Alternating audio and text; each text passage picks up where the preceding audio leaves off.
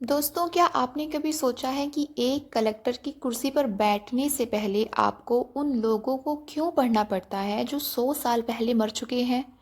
क्यों Taylor, weber और Wilson आज भी यूपीएससी के फेवरेट हैं?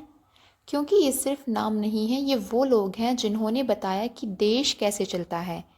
हाय एवरीवन, मेरा नाम है निशा और आज हम निशाज़ बीकन पर बात करेंगे थिंकर्स की आत्मा को समझने के लिए। हम शुरू करेंगे एक ऐसी कहानी से जो 1887 में शुरू हुई थी। तो क्या आप तैयार हैं? तो चलिए वीडियो को स्टार्ट करते हैं बिना देरी किए। So the first thinker is Woodrow Wilson, the rebel reformer. Friends, 19th century के अमेरिका में पॉलिटिक्स बहुत ज़्यादा गंदा हो चुका था। जो भी नेता जीतता था वो अपने दोस्तों को सरकारी नौकरी दे देता था, भले ही उन्हें काम आता हो या ना आता हो। तब एक यंग प्रोफेसर वुड्रो विल्सन को बहुत गुस्सा आया और उन्होंने कहा, बस बहुत हुआ, सरकारी काम नेताओं का खेल नहीं है। उन्होंने एक नया रास्ता दिखाया। Administration is a field of business. It is removed from the Hari and strife of politics. It is at most points detached even from the sphere of constitution making. यहाँ विल्सन कह रहे हैं कि एडमिनिस्ट्रेशन नेताओं की चिक-चिक से दूर होना चाहिए।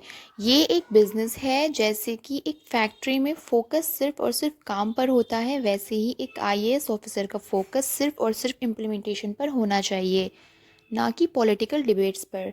विल्सन ने सबसे पहले कहा था कि पॉलिटिक्स और एडमिनिस्ट्रेशन दो अलग अलग रास्ते हैं। And the second thinker is F W. Taylor, the efficiency freak.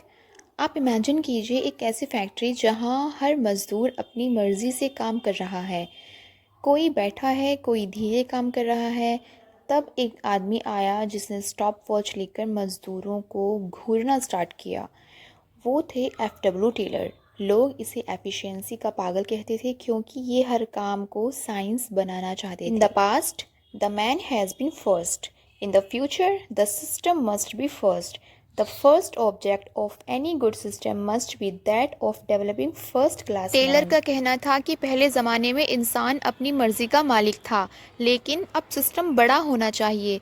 अगर हम एक परफेक्ट सिस्टम बना दें तो एक ऑर्डिनरी इंसान भी फर्स्ट क्लास काम करने लगेंगे। उन्होंने कहा कि काम करने का एक ही बेस्ट वे होता है और वो है साइंस।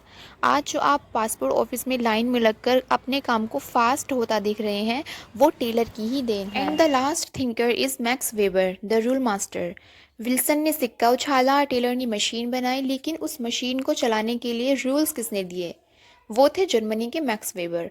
वेबर को डर था कि अगर रूल्स नहीं होंगे तो नेता अपनी अपनी मनमानी करेंगे, इसलिए उन्होंने एक ऐसे स्ट्रक्चर को रेडी किया जिसे हम कहते हैं bureaucracy. Experience stands universally to show that the purely bureaucratic type of administrative organisation is capable of attaining the highest degree of efficiency. Weber कहते हैं कि अगर आपको दुनिया की सबसे तेज ऑर्गेनाइजेशन चाहिए तो वो सिर्फ और सिर्फ ब्यूरोक्रेसी हो सकती है। क्यों? क्योंकि इसमें रिटर्न रूल्स होते हैं, एक हिरार्की होती है और सबसे बड़ी बात, इंसान की सिफारिश नहीं, क्वालिफिकेशन चलती है। बिना वेबर के रूल्स के कोई भी डीएम ऑफिस एक भी दिन नहीं चल सकता। सो डियर फ्रेंड्स, ये थे हमारे 3 टाइटन्स। विल्सन ने हमें आइडेंटिटी दी, टेलर ने हमें स्पीड दी और वेबर ने हमें रूल्स दिए। इन तीनों को मिलाकर बनती है हमारी classical theory. UPSC GS paper 2 और ऑप्शनल के लिए ये फाउंडेशन है। अगर आपको ये स्टोरी टेलिंग वाला अंदाज पसंद आया हो तो कमेंट में नेक्स्ट थिंकर का नाम ज़रूर लिखिएगा। और अगली वीडियो में हम पढ़ेंगे एल्टन मेयो को, जिन्होंने हमें बताया कि मशीन के पीछे एक दिल भी होता है। इन्फॉर्मेटिव वीडियो देखने के लिए सब्सक्राइब कीजिए निशाज़ बीकन को। मिलते हैं नेक्स्ट वीडियो में, तब तक के लिए अपना ख्याल रखिए, खुश रहिए। Thanks for watching.